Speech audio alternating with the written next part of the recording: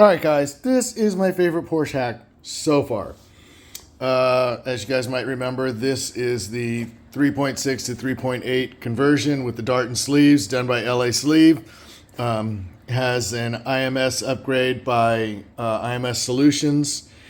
And he also supplied, Rabbi, also supplied the Males.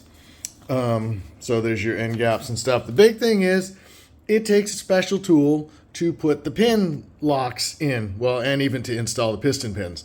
So you have to go down through this hole right here, which goes, bypasses the back of the cylinder there, and you put number 6 in, same thing as the other side, right? Put number 6 in, piston's in the bore already. You got to be able to get the pin in and the circlip in, right? So I load the pin that goes, the circlip that goes to the front of the engine.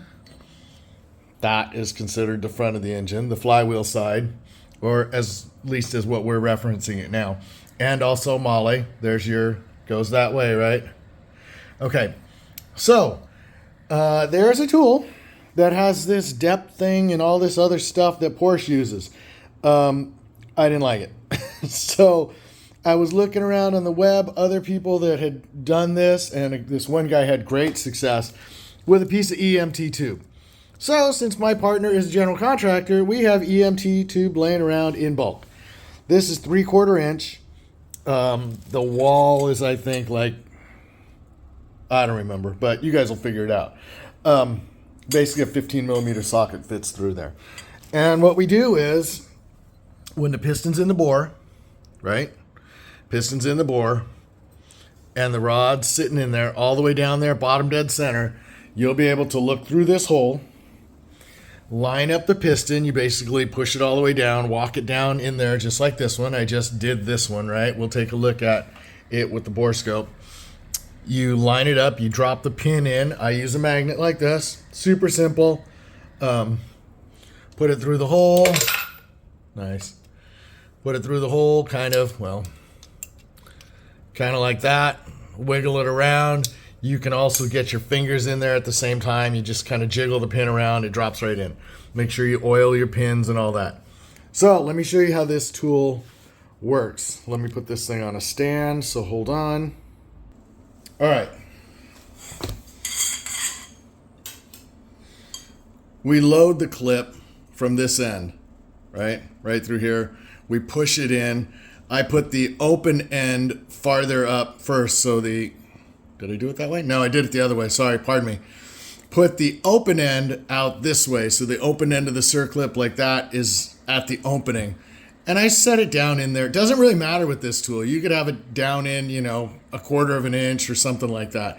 And it's not going to fit in there perfectly round. It's kind of going to sit in there like at an angle, right? Then you drop it in the motor, like I said. You put it in through the hole, right? You make sure that the rod's not in the way.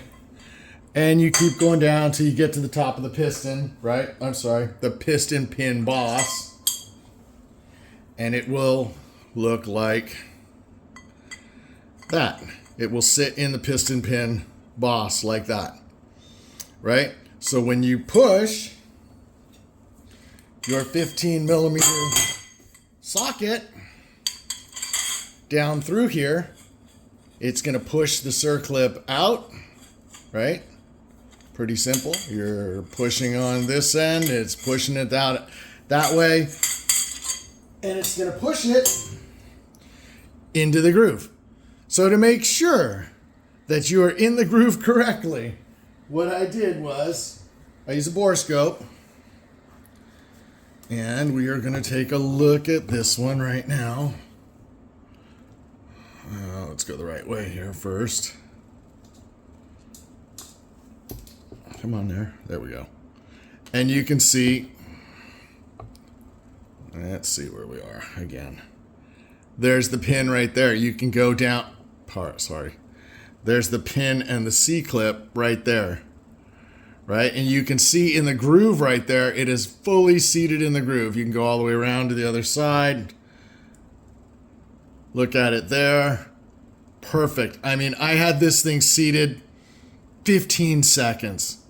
So Poof! And these are cheap. This was Home Depot. I think this is, I don't know, maybe this thing's maybe $100, maybe $150.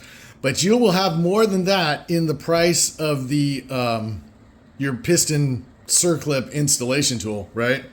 So, and don't forget to use, oil when you're lubing and everything. Why am I doing it on the floor? Well, because I don't have an engine stand for the Porsche.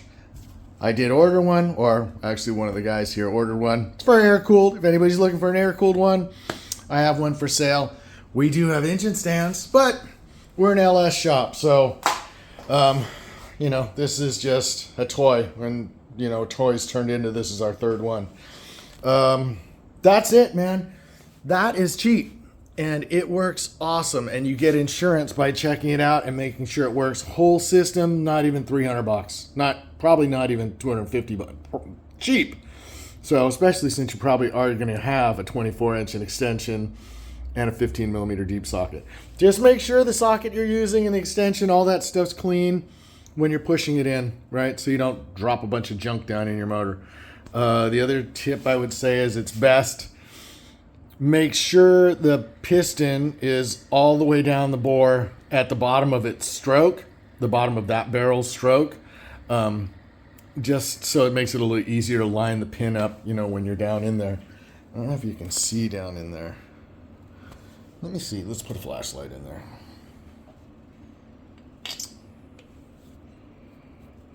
Can you? Sort of. Wait. There you go. So that's kind of what it looks like. And that's number 4. Or 5. That's number 5. So you gotta do it 6 by 4, right? And then the other side, 3, 2, 1. So that's what we're talking about. Pretty cool, guys. I also seated it after with a 17mm. So the 17mm, I went back in without the piece of EMT, took the 17mm, and made sure that the circlip was all the way down, because the 17, this snap-on 17 fits perfect. So it lets you know that it's seated all the way in the grooves. So you can see how it pushes against it right there and locks it in. So that's it. That is my American mechanic tip for working on a German engineered vehicle. Don't know what other hacks we're going to have on this thing coming up. Like I said, we use the IMS. This is an automatic car. So last tip, it's an automatic car. So what I did was put the IMS that's oiled instead of the one that you replace again. So there's an adapter on here and it pressure feeds it. You got to cut a